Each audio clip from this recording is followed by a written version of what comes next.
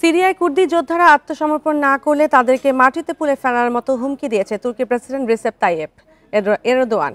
বুধবার তুরস্কের সংসদে এক ভাষণে এ হুঁশিয়ারি করেন তিনি। এরদোয়ান বলেন, তুরস্ক এবং সাধারণ কুর্দিদের মাঝে রক্তের প্রাচীর তৈরির চেষ্টাকারী সন্ত্রাসী সংগঠনকে চিরতরে নির্মূল করা হবে।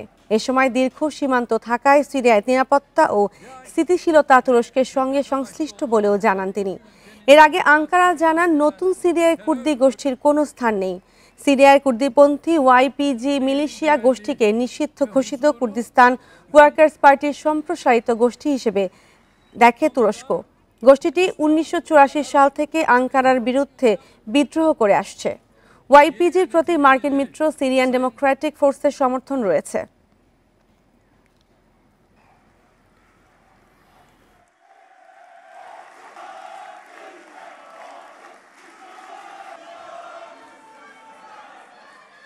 DAEŞ ve PKK başta olmak üzere her iki ülkenin de bekasına